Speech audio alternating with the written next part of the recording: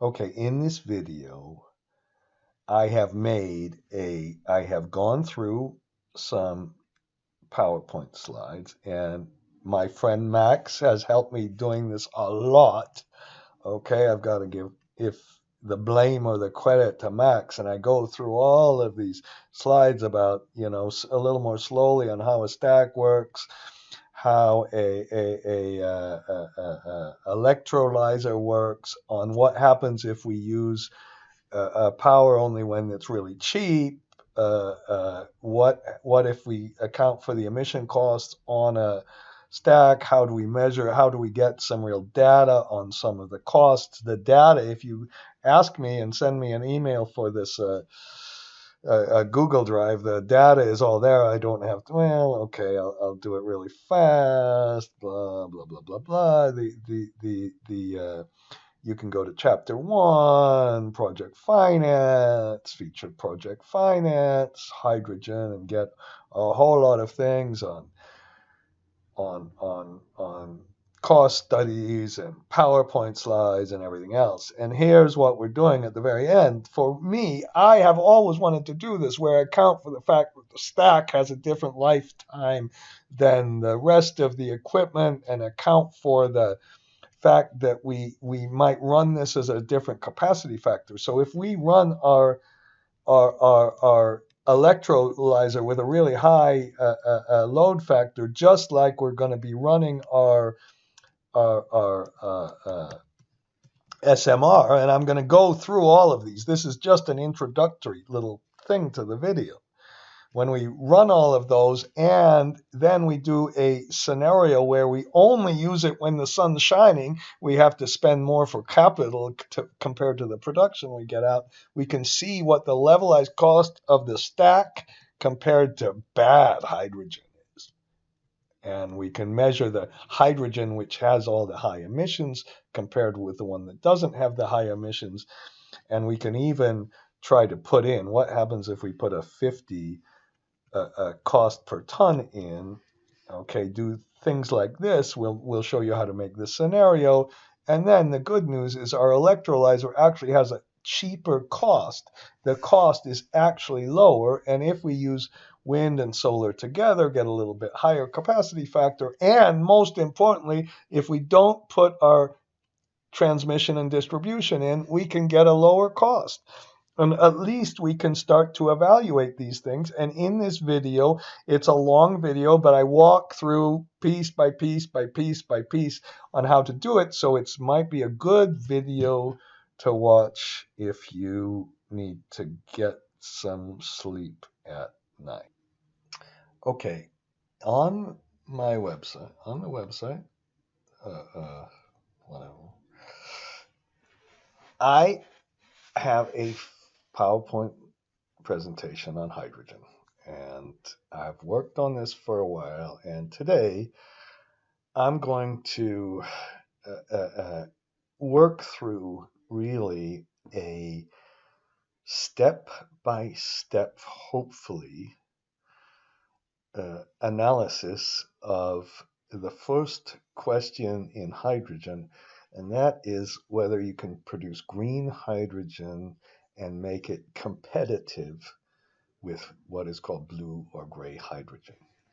Now, this exercise and this video hopefully will also show you how to, we'll work through, and instead of me blabbering on about some kind of technical things about how to compute the effect of degradation on a stack, that will be in something I call the Lcoe Calculator. And what we're going to do is try to look at different scenarios where perhaps we just use solar for our hydrogen production, which means we'll run the plant at a very low load factor. Oh, no, we can't do that. That's like running solar at a really low capacity factor. But don't despair, because we're going to see that hydrogen is totally different than doing what you might have gotten a little bit more used to doing, which is resource analysis and trying to get a high capacity factor and try to get a high P50 versus P90. So that's a little what we're going to do. And I'm going to go through just some very high level aspects and talk about the drivers, and hopefully by doing this, you'll understand a few of the real issues and see a little bit of how hydrogen works by working through this. And maybe you just need something to put you to sleep at night, which is kind of what I do. Here's what's really happened. If you had talked about green hydrogen a few years ago when the solar cost was really, really much higher than producing power from anywhere else, it would have been such a silly thing to do. The cost would have been exorbitant. You wouldn't have been anywhere close.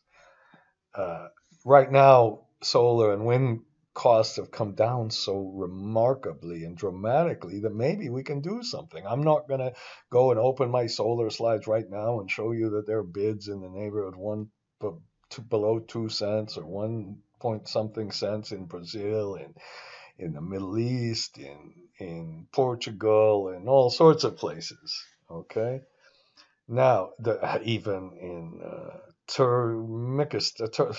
I'm sorry, and then we're going to talk about here's the idea. Hopefully, what happened in solar when the cost of the panels went dramatically down, we can get a panel for these fuel cells to go down and make competitive equipment. That's the dream.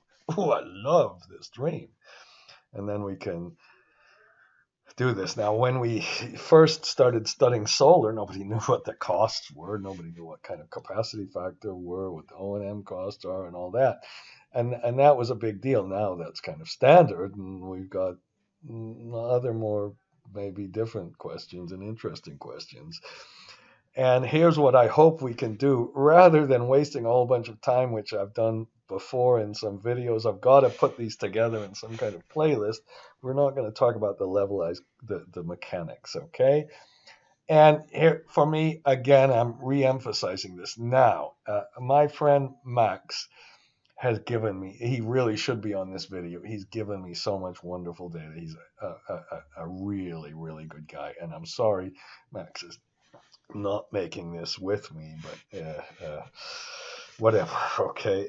And we really have to understand, if you're doing an analysis, and maybe you're nice and young and you haven't done this, if you would do an analysis of a natural gas plant a few years ago, the thing you would be worried about would not be the capital cost of the project. It would be, what's the efficiency? What's the efficiency by which we can convert the natural gas into electricity? That's called the heat rate. And small differences in a heat rate combined with different gas prices can overwhelm the analysis. And this really is much more the analogy to hydrogen.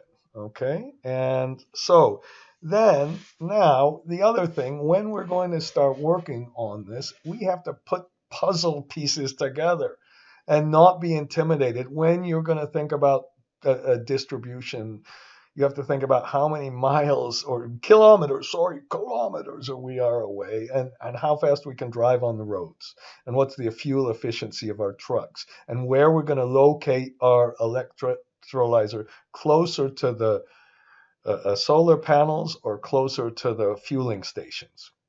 And when we talk about storage, it's kind of like the storage of in a warehouse, not the storage in batteries necessarily, but how big does the warehouse have to be? If we have to store things for a really long time, we have to have a bigger warehouse, right? I think it's kind of as simple as that. And what's the cost of the storage as a function of the time it's in storage, not the production? And the same sort of thing with compression and everything else.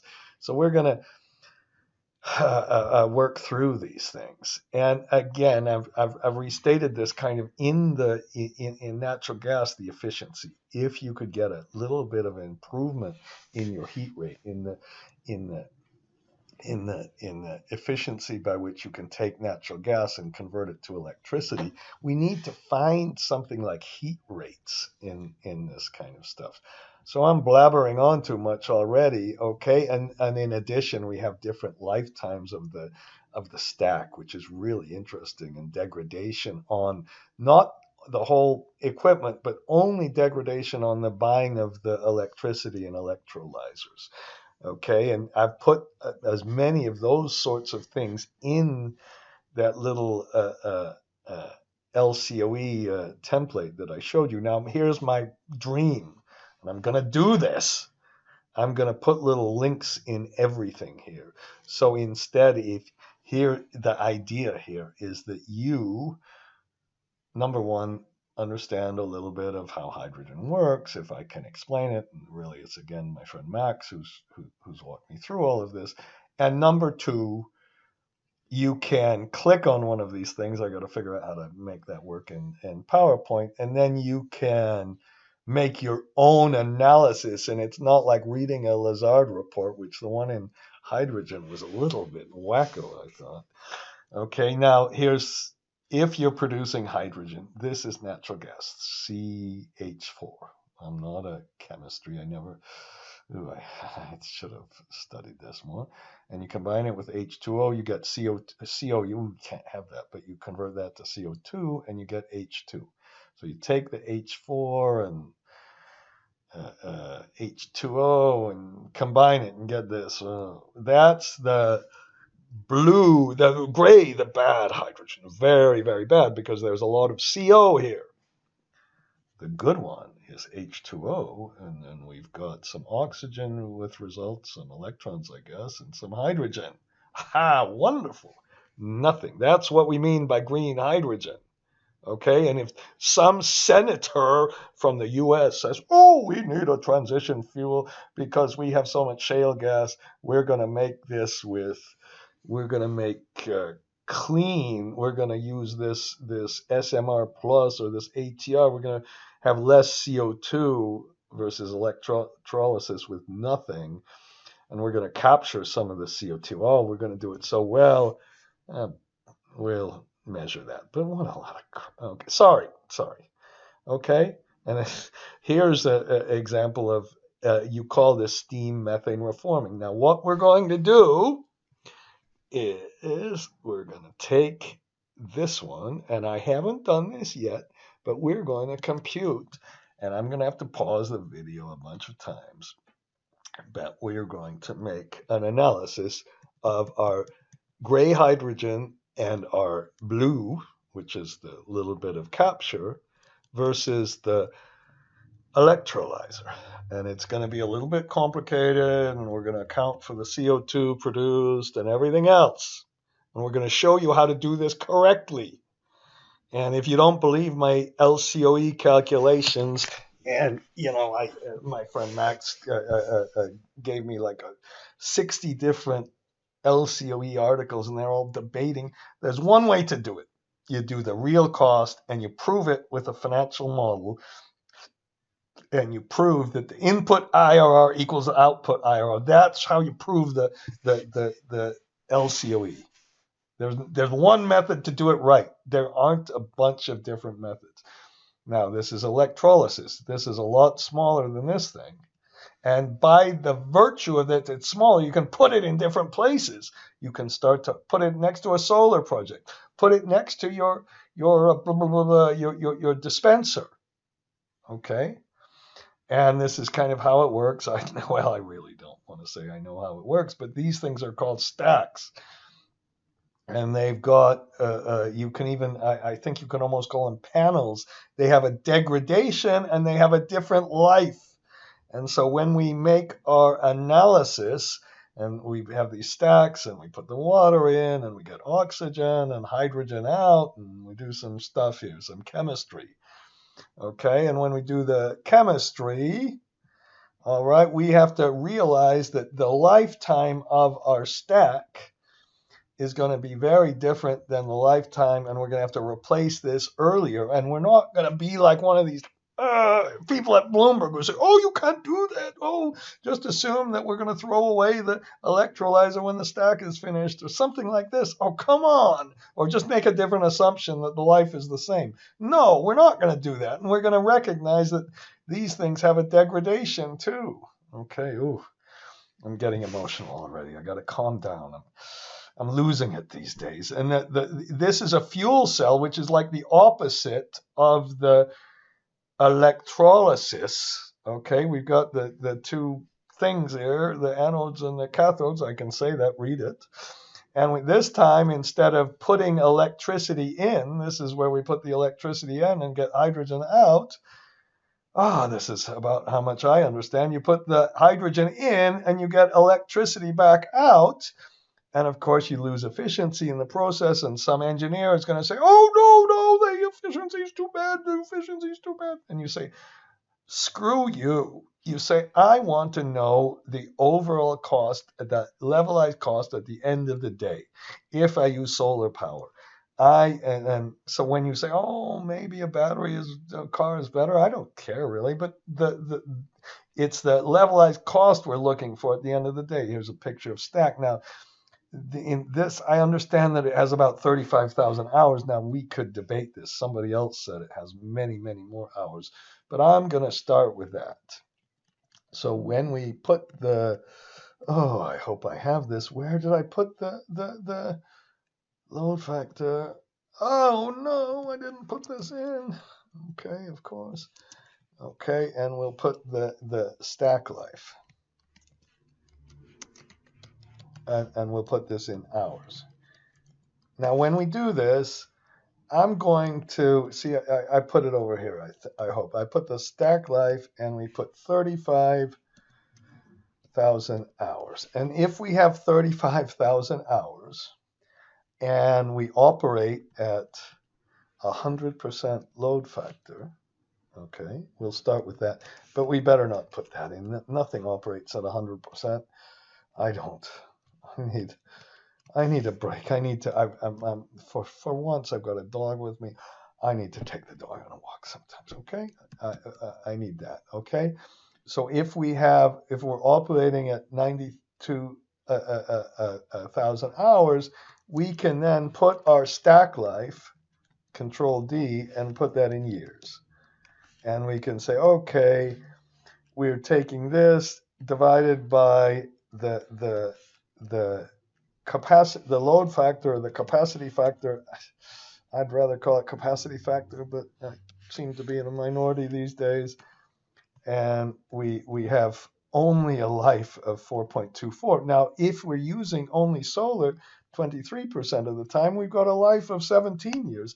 And we better reflect that. That's going to be a big, stupid deal. And it's going to make the cost of using a lower load factor not such a big deal. And we have to know what's the a stack percentage as well. So up here, I'm gonna make the stack percent about 45% and the other about this. Now, okay, and I bet you if I add it up, it's gonna add up. Okay, that's what we're gonna do.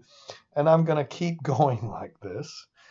And we're going to just work through the various inputs. Now, in this exercise, I really want to talk about how we make a levelized cost of the filling stations. That depends on how fast our nozzle is. How we make an analysis of the storage. That depends on how many hours we have to store it. The compression depends on how much we have to change the pressure from a pressure you get in this electrolyzer to a pressure that you can use here, to a higher pressure. This is called bars. Maybe everybody knows that. I don't. And we're going to work through all of these. And please, and this is a good point. No, it's not. Whatever. Don't be afraid of saying, okay, if I'm going to have to move this around, how many kilometers do I have to move it around? Now, here's some real data we got, which is extremely high, by the way. Okay, and here we got some data for the electrolyzer, the compressor. Now, we need to use the compressor because if we're going to compare this bad thing with this good thing, this one produces the finished hydrogen product is already at a high pressure. This one's not at a high pressure, so we have to include the compression on this one. And if we notice that this compression, this is in Australian dollars compared to the electrolyzer cost, and the very first thing you should do is divide this by this, and this is extremely high cost. Very, very high cost, and we can see how much the relative amount is, and we'll talk about how we get the data from all of this. Please don't believe this kind of stuff. Way too high. This is crazy. Okay, and then again, this is an illustration, and at the end of the day, I want to see how much does it cost me if I'm going to drive a hydrogen truck. And I found this Jack Nicholson video. Oh, it's on my website. It's wonderful. In 1976, he got an electric car. You should see the pictures of the batteries they have. And we can put it in ships. We can put it in cars. And we're going to go through all of that in the next video. And at the end of the day, well, next, who knows? We can get the levelized cost of electricity, the levelized cost of hydrogen, the levelized cost of air separation, the levelized cost of ammonia. Finally get the cost of the operation, including the capital cost for this. It sounds so hard, but we just got to go through step by step and have this Lcoe calculator. So that's this one, and then I've got an example, and again, I'm trying to do it here so you can just click on one of these things and get this stuff yourself, and I'm going to have to do it. Now, I've shown you this before. Max gave me this. I love this thing. It really shows you the distribution. For me, this is the dream. This is the old port, LNG, probably some dirty stuff, a gas plant, blah, blah, blah. This is green here. Okay. And that's the old port. And here's what they're going to do. Oh, it's still green here. But we're going to put ammonia. We're going to have an electrolyzer and a compression to get the ammonia. We're going to get that straight from the solar. No distribution cost from the utility and transmission costs. We're going to store this stuff over here. I hope we can get it here pretty easily. And then the ships can just use this hydrogen over here, or ammonia really, and we can get the power from the wind, put it here, the solar here. We don't have a truck taking all the hydrogen around, and we've avoided the distribution cost and both the electricity and the hydrogen. And really, this is because this thing, Max told me that the very smallest one of this SMR, this bad gray hydrogen, is bigger than the very biggest one of these. Now, there are changes going on, and everybody's going to make all of these, and who knows how many economies of scale there are really in this. The idea is that these can be modular. You can put them in different places and save on some distribution cost, and that's why incorporating the distribution cost in the analysis is going to be an important idea. Okay, so you can get these PowerPoint slides and all that.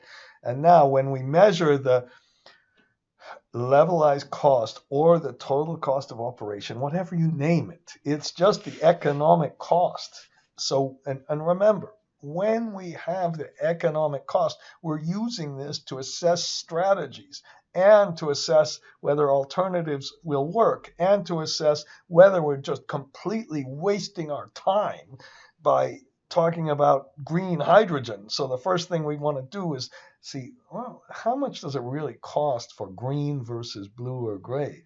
And if it costs so much more, do we need a subsidy? Oh, shoot, we're going to be like solar. Can we get it down? But what if we add the cost of the carbon to the blue or the gray hydrogen? And that's just the first part. The second part, which is maybe more interesting, which I'm not going to really do today, is, okay, what happens if we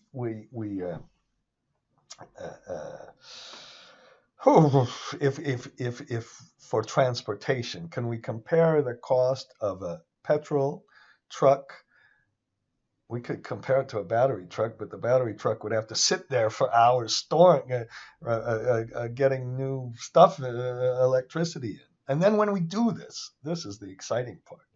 What if we put the strategy? What if we have a strategy of putting this hydrogen project next to the solar panel, or putting it to the next to the blah blah blah blah? Okay, I'm sorry, next to the dispenser where we're going to fuel the fuel dispenser. What if we could have a different strategy? What if we don't run the hydrogen at 100% load factor because it's not that capital intensive, and we want to concentrate on the fuel more than the other one? Okay, so those are different strategies. Now, when we do this strategy, we're going to have to get the capital operating life, and I've already started a little bit. And we got to incorporate the fact that the stack has a different life. And oh, that's a pain. Okay. And then I'm going to try to put the template here, and you're going to get a click, and you go. You can put your own cost in and do all the rest of the stuff. So when we do this, what we'll do is we'll try to assess the strategies. I'm going to try to make a little code number like we always do, and we'll just put equal index, and I'm not going to waste too much time on all of this, and we're going to make a different scenario. Okay, so we'll do a little bit of scenario analysis in here, and let's say our electricity price. Now, you could go to my merchant price analysis, and right now the merchant prices, as I speak now, are enormously high because of the natural gas prices. But let's say they're 35 USD. And let's say in a solar project, we can get below 2. Okay, now maybe that's aggressive, but we can also say this is the future, and then the solar plus the wind. Let's say I've seen some really low wind projects, and I would love to do that. And so let's do this. And how about we'll use that project for the other two? And then we have this problem of the distribution costs. And we might have to add these distribution costs here. How about I'll put 5? I'll make this a little bit better. And then we put no distribution, or no T&D costs. So we'll keep this the same and put no T&D. No, we're going to put it near the solar panel. So we'll put alternate equal. And then, of course, we'll copy our little index function. And, oh, good. Okay. And very good. And I've got my little shift control C. No, don't have it open. Okay. And then when we have the natural gas price, of course, they're going all over the place. You can say, in the US, it was down to 2 and 3 and 5. Let's make it 6. How about 7? That's 6. Okay, it just changes all the time. And maybe we'll just keep that constant. And then the gas, and maybe what we could do is really compare this with a different gas price. Maybe we want to go to a price here, and then we really want to see what's kind of the break-even natural gas price for this to work. And then there's distribution on the natural gas price too. Let's put 2 here. You know, that could change all over the place, but I'm kind of making it a little bit analogous to this stuff. So our total gas price, we better consider both of these. Of course, you could be closer to the distribution line and everything else. And then we're going to put in a different a load factor. So let's put about 23% in for solar. We're only going to run it with the solar, and maybe we can get it up to 40% for the rest of them. Okay, so let's get these. This is where we're going. This is my kind of new thing that I'm going crazy about these days is that let's just think about where we're going with this stuff instead of just bureaucratically saying, oh no, you got to get it right for the auditors. Okay. Now, how are we doing? whoops, I don't want to do that. Okay, and where am I? Okay, so oh shoot. Okay, and so now here's the big deal. We need these heat rate. We need the conversions. So many of them, and instead of getting lost in so much engineering stuff for the SMR, we need how many BTUs it takes, MMBTUs, to get a kg. If it's an electrolyzer, how many kilowatt hours do we need to get a kg? Same thing for compression. For a car or a truck or something, how much kg you need per km, and you can compare that to the liters per kilometers per liter. Okay, and these are the kind of things we absolutely need, and then we need the capital costs, and we have to express them. Now, at the end of the day, we'll try to get this total. This is the total. This is from Deloitte study or something. Total cost of operation. Instead of giving you a graph like this, we're going to do it ourselves. I might have to stop this video and make part 2. I'm not quite sure, okay? But here's the objective. Now, I went to the UK. It was wonderful to see my uncles and everything else, but I made a reservation at Heathrow Airport so I could get my test, and then when I filled it in, I saw, oh shit, it's at Gatwick. Oh man, I got to take a bus to Gatwick. My credit card didn't work. Okay, you don't give a crap about that. But at Gatwick, there was a hydrogen station, so it was all worth it. And the cost of the hydrogen was 12 pounds per kilogram. And then Lazard said it's going to be 2 USD per kilogram or something. Oh my gosh, what's going on here? Of course, that includes all the other costs. So right now we're at kind of a crazy place, and we need to understand this. So this is where I said, okay, I've already kind of got these things in, and this is this idea. Maybe we can only run our electrolyzer when the cost of electricity goes down to 0. Oh, wouldn't that be cool if we knew that there was this duck pond effect and all that, or duck curve. So now what I'm going to do, I'm going to start it, and let's get the inputs in at least, and then perhaps in part 2 I'll show you how to get the final LCOEs. Okay, so let's compute the SMR cost and compare that to the electrolysis cost. Here's an SMR again, another picture of a little diagram. And here's what somebody in Canada said, that the cost per kg is only 2 USD, or maybe this Canadian, for not this 12. Okay. And what is the cost, and can we beat this? And then they even said, oh, the gas price can go to 7, and it's still only 2.58. If the gas price is 2, it's 1.69. We're going to try to study this. Now, if you took the difference of the difference of this divided by the difference of the gas price, you would get an implied efficiency in converting. This is in per gigajoules. You get a 1.48. So what I go crazy about is first getting these efficiencies. Now, one of the studies that Max found was this man in I think he was a graduate, either PhD engineering or master's in Finland, who did probably one of the better studies we saw, and he put the efficiency of the electrolyzer at 53, which you see numbers around 50. Let's use his. So let's put the in our analysis. I didn't put it in our sensitivity, and I hope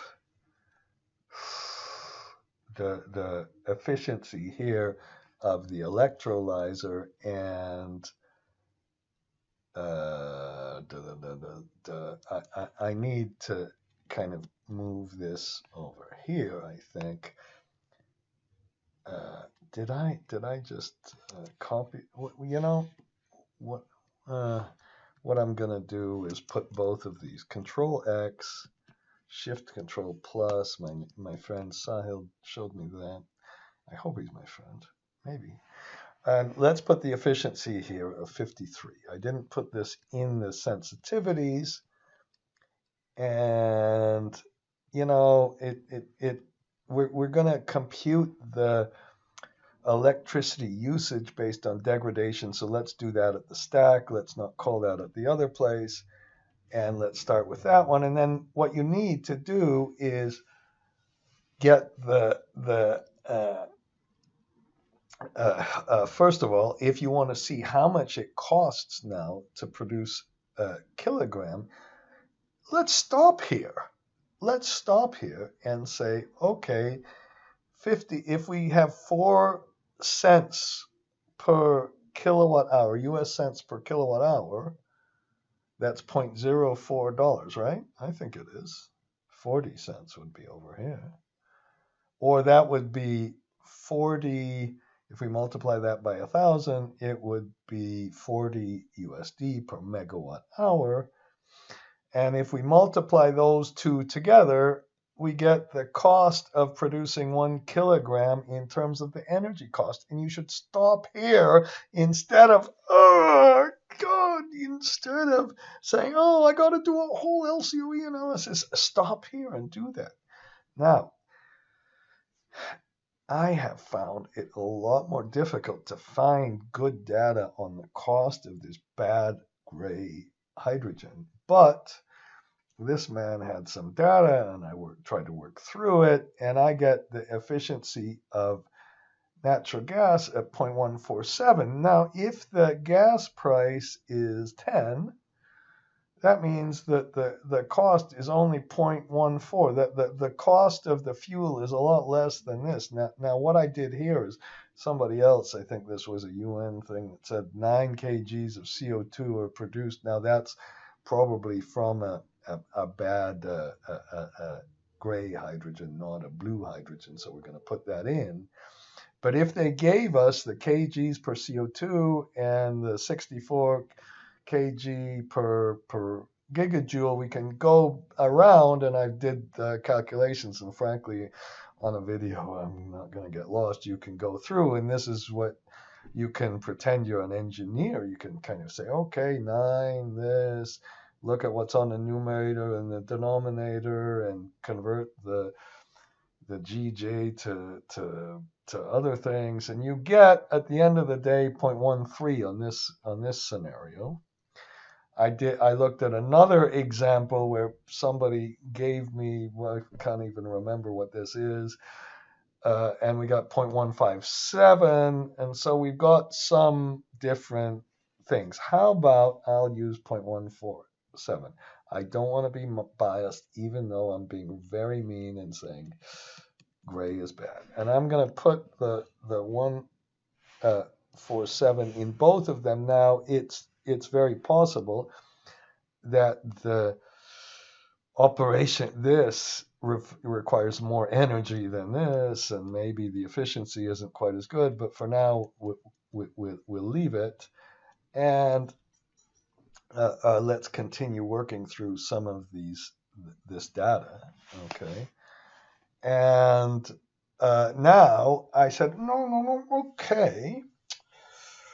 What if for the SMR, we have to, this gray one, we have to include the cost of the emissions, okay? And I said, okay, first of all, we take the 0.145 times the 6 and get only 0.87 as our cost, whereas if we have solar with only 20, remember this doesn't include the distribution yet. We have 50. I use 50 instead of that one. 50 because it's in kWh. We got to get the units right. It's 1. This is less. Oh no, it's cheaper. But if we put the CO2 in, and for the CO2 we have data expressed in kilograms, oh, this is the 0.87, and this 0.5, I'm going to show you how I computed it in a minute. I didn't show you, but that's basically the carbon cost.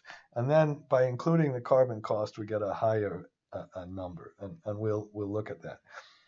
Okay, now the next question is, what's the capital cost? Now, this man from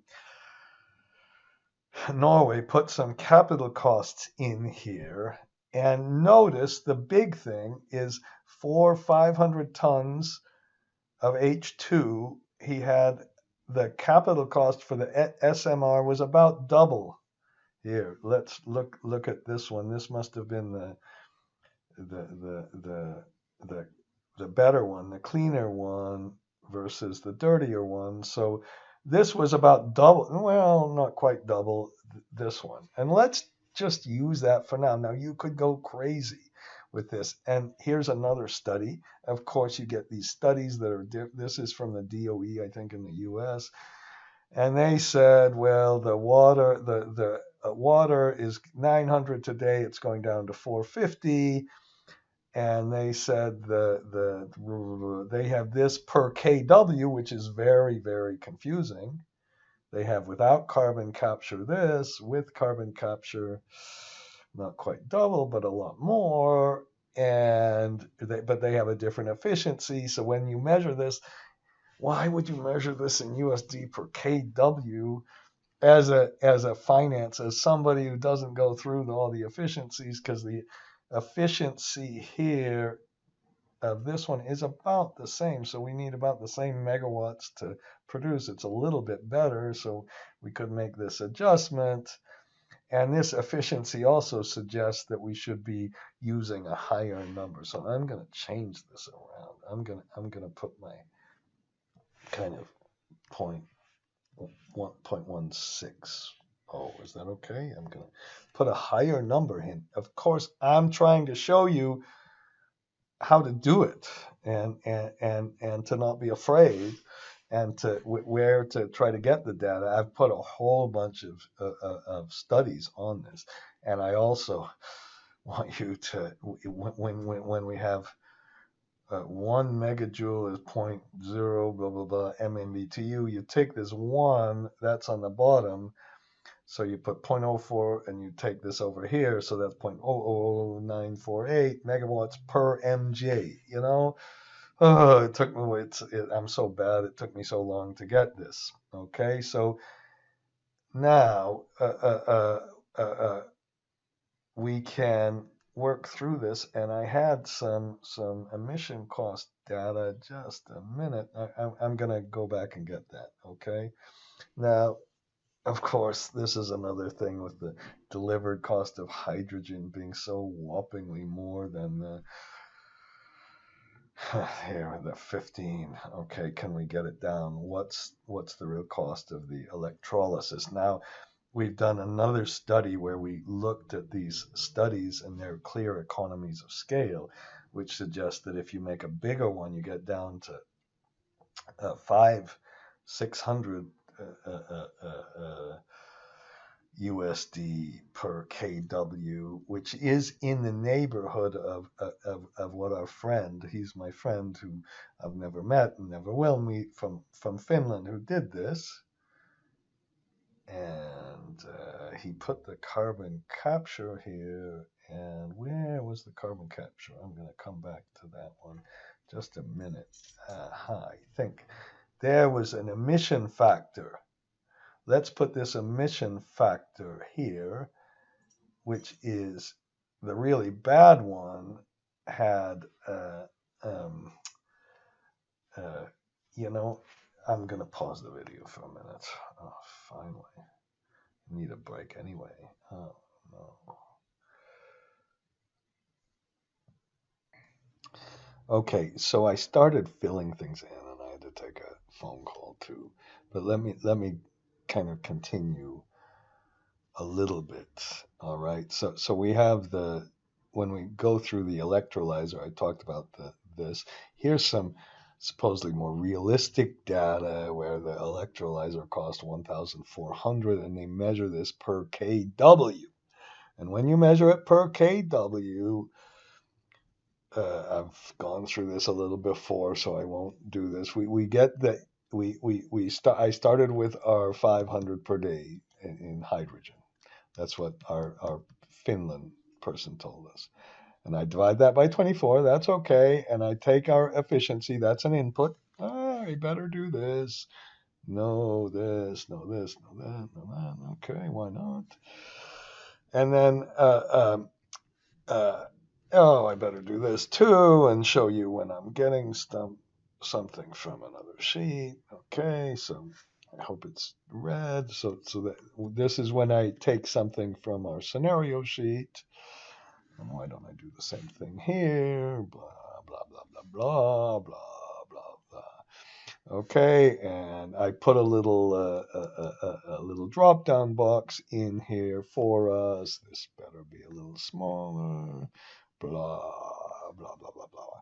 Okay, and now, so we have our, I think we've gone through this. This is the efficiency. We've got the two efficiencies. This I adjusted in a little more scientific way based on the difference in efficiency that the one study was showing. Of course, all the studies are different. And then our KW production, or MW, is the KW per kg. KW is the same, and this is per hour. So if I multiply the kg by that, I will get the number, okay?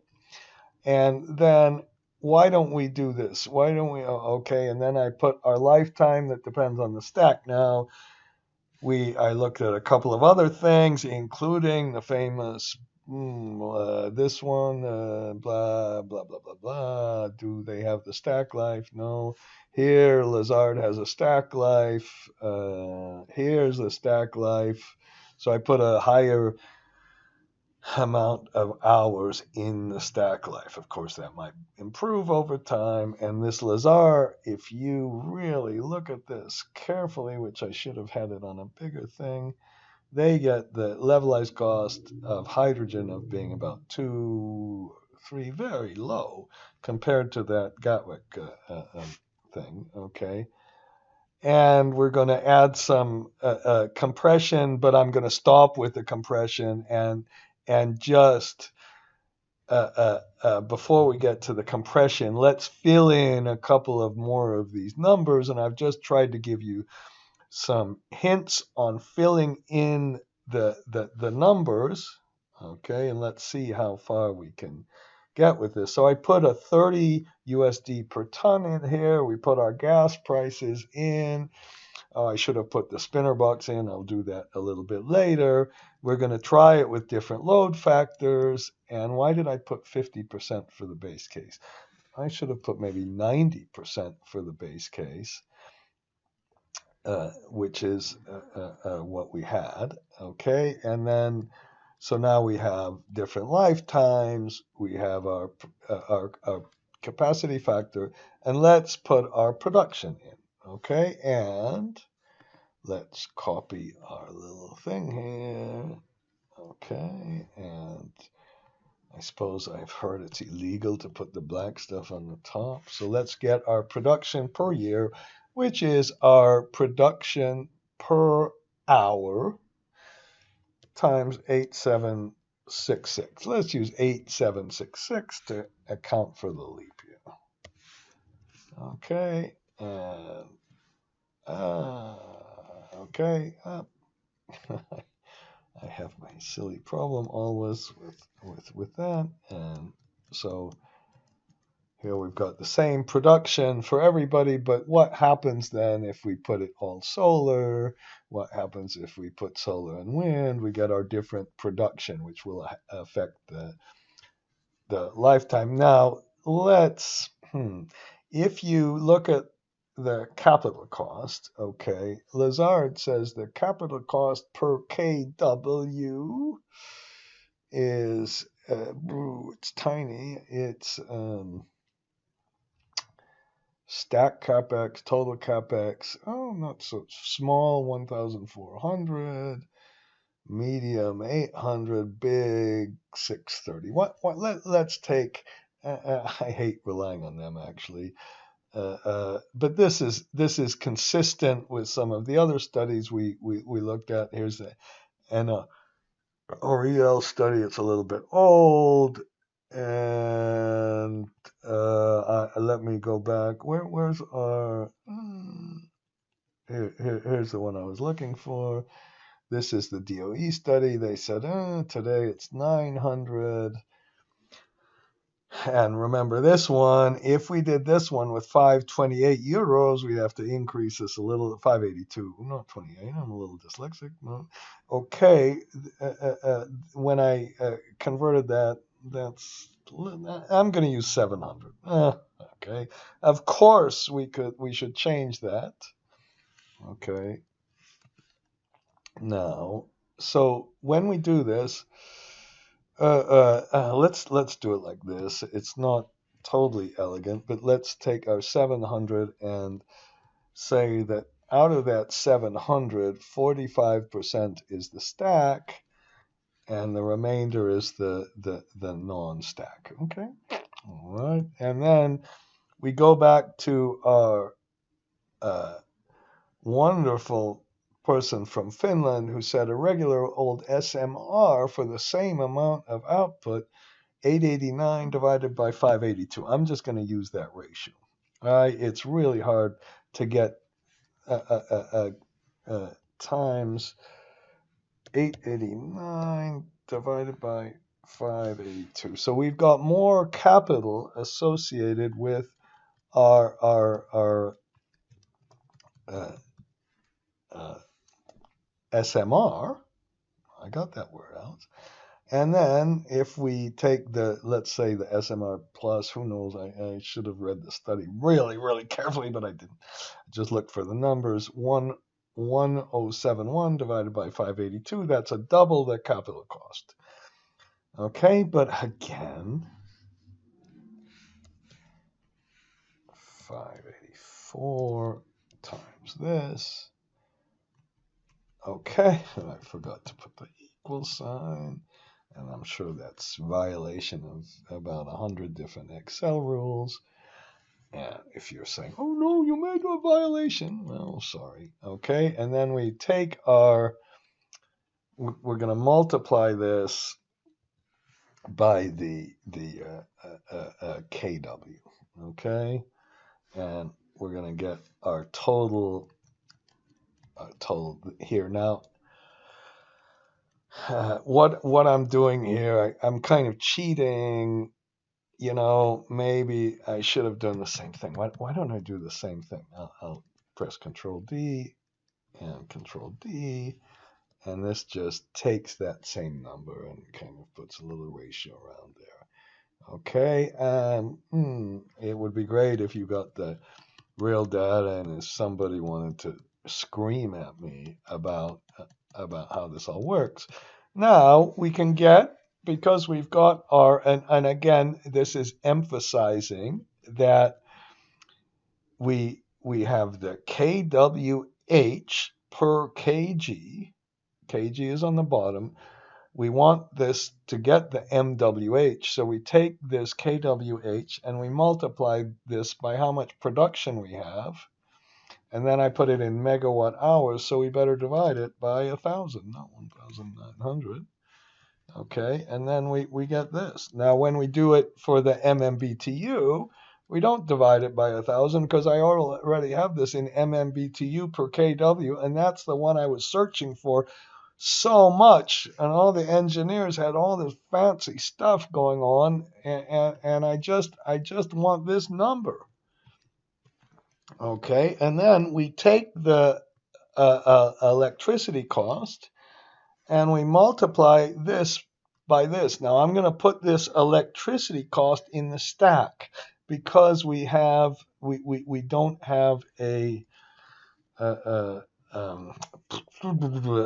don't have a degradation associated with a non-stack, and then we take our fuel use in MMBTU and multiply that, the cost per MMBTU, by this. Okay, and now what we're going to have is, and this is fascinating to me, we're going to have a base case with higher electricity cost per megawatt hour. But if we put the solar in, we get a lower cost. And if we have the solar and wind, we have kind of a medium cost with a little bit higher. And then if we have no T&D cost, here's the good news: our cost is a lot less. Of course, our cost per kg is not less necessarily, but it's starting to get interesting. And then we have some other O&M. Where can we find that? Now, I've tried to give you some guidelines on the O&M, and the best I could find, we have to go around, and this is where Max did so much work. If it's natural gas, they say 4.7. They say the clean one's 3.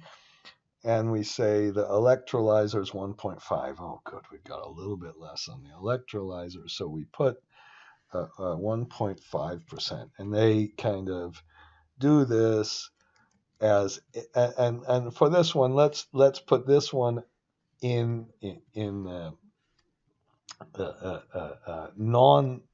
this is not subject to degradation. So let's just put that in. And remember, that's today's cost.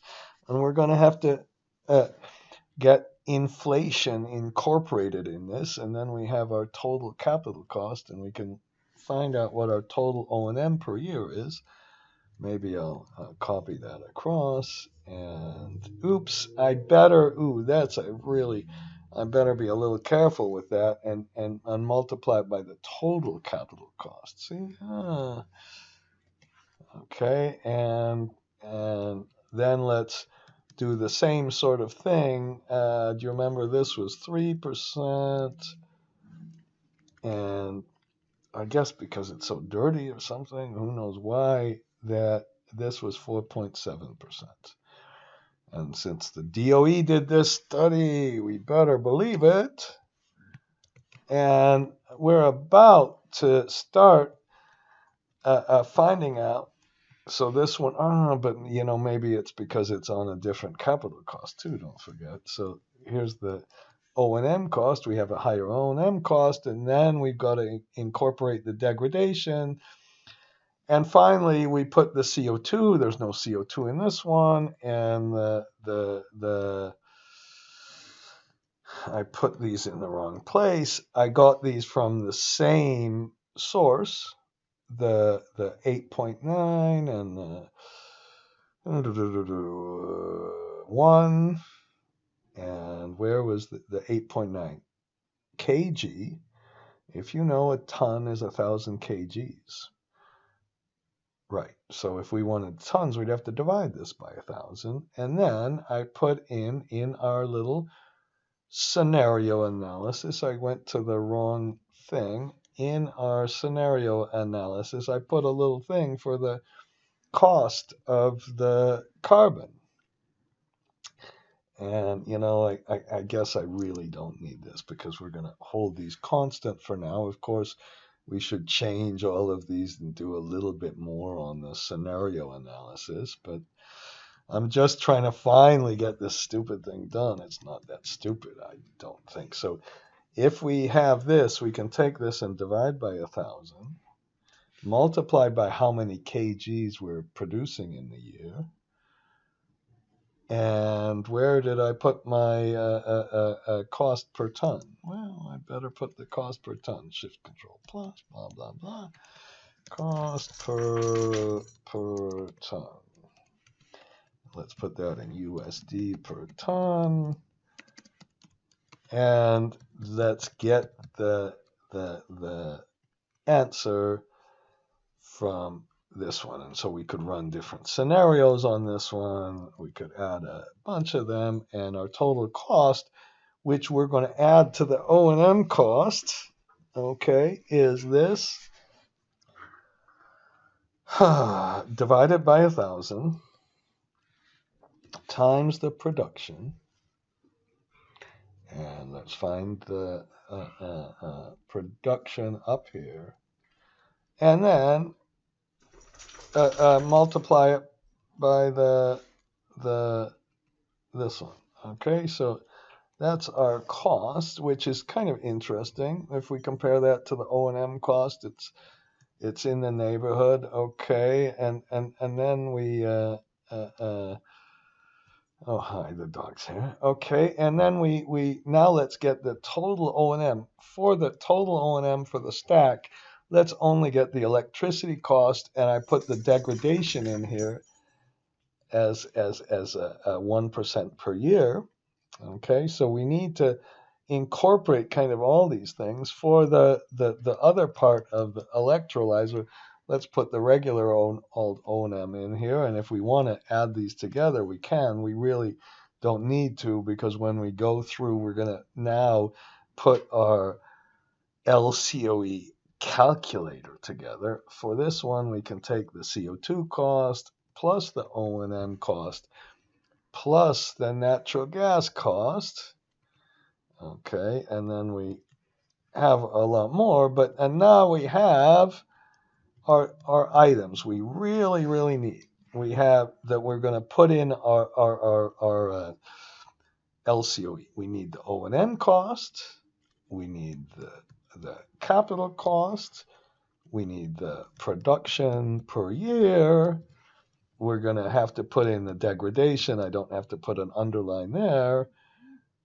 And we need the lifetime, which I put over here. This is the lifetime.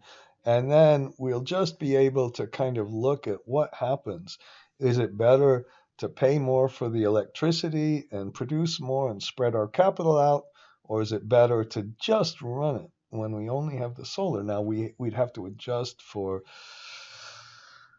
a lot of other things, and then really we have to also put in the compression, and there's electricity cost for the compression, and I'm going to have to add that later because I just want to finish this. All right, and so I'm going to start adding the distribution and the storage and the compression and everything else, and see what kind of final cost we come up with, and have you work through this. Now, what I'm going to do right now is just pause the video. So now what I have is I have a different file. Oops, I already combined it, called Lcoe Calculator. And this Lcoe Calculator has the life, and it has 4 different projects, and it's all kind of set up. What we're going to do is put the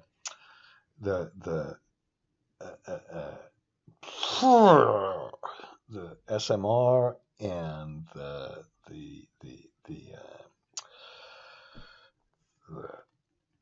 green hydrogen from the electrolyzer and see what kind of real Lcoe we produce. And we need things like the financing cost, the taxes, the tax shield, the degradation in the O&M, the degradation in the overall project. And I've gone through all these videos, and you can look on the website and see how it is. So just to illustrate, this project 1 will be our electrolyzer stack. And then we'll have the electrolyzer, the other part, the other. And then we'll have SMR bad, gray, and SMR blue. And then I'll just start doing this one. So let's get the annual production.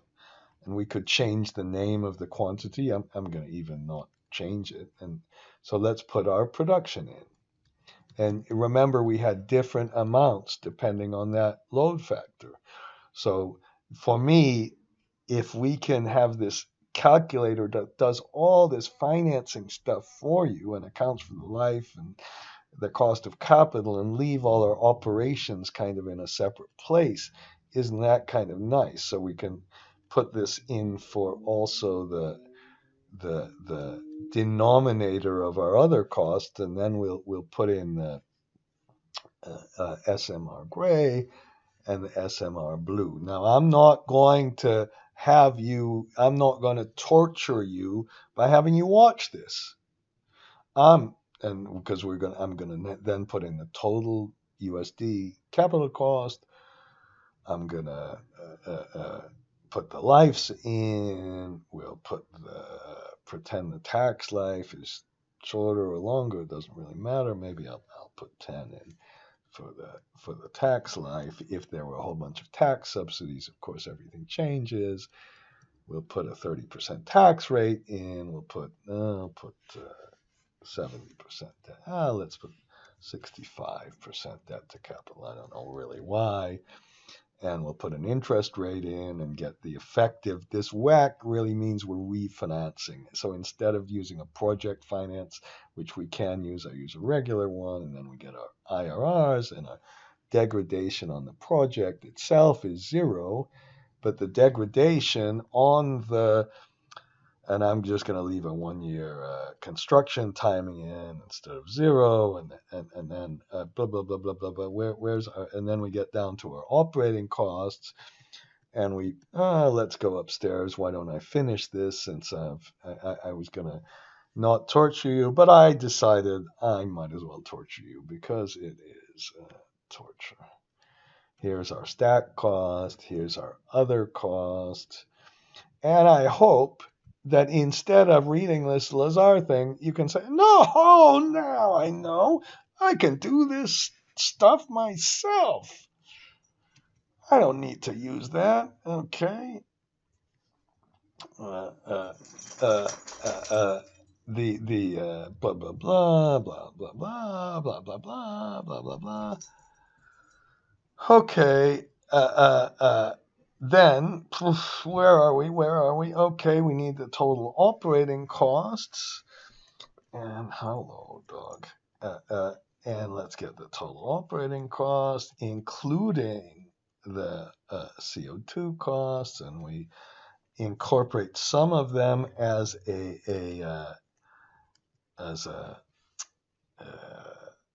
with a degradation, and some without. And did I put the degradation in for our operating cost? I have it wrong still. Okay, and the degradation for our operating cost is 0 for everything except the stack, which has a degradation of 1%. Now you can put this all in, and then what we're doing now is we get the total cost of the electrolyzer here. Why don't I just write it up here? That's the stack portion and the non-stack portion. We get 2.59, and we have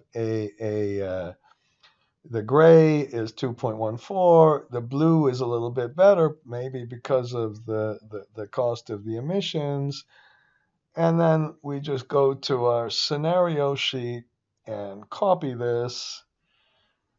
And I might get really depressed you shouldn't get that depressed. If we have our base case, it's better to have our solar case, and this is interesting. We get a total electrolyzer. Okay, and this is okay. It's a little bit more, all right. And then we put our solar and wind together, and now it's starting to get really close. And if we can have no transmission and distribution, we start to beat it. And then we're at a really low cost. You might think, but let's put a higher equity cost. If we put a higher equity cost, it better have changed things. Did it just change things? It didn't change things by much. So okay, I'm going to stop. Because, again, it's all fuel intensive. if you could get that electricity price down in the solar and the wind case from 22, let's say we could get it to 20. Oops. And let's say that we put these, match these. This is where all the sensitivity is. Okay, and then if we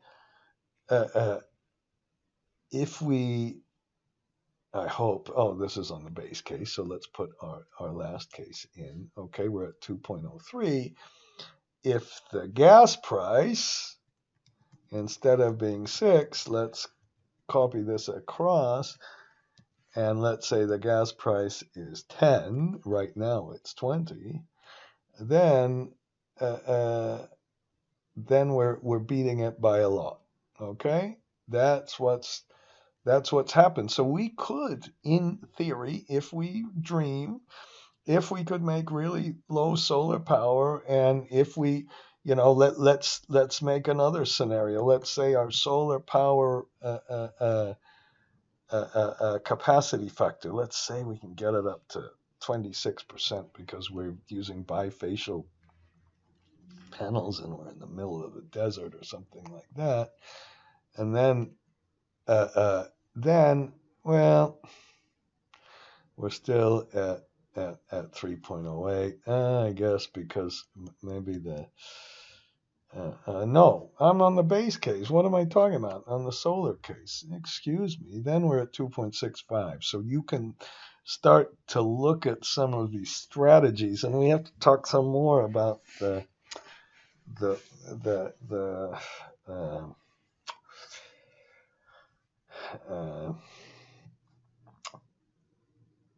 distribution costs and everything else. Okay, that's enough. Okay, and I'm going to stop this video finally.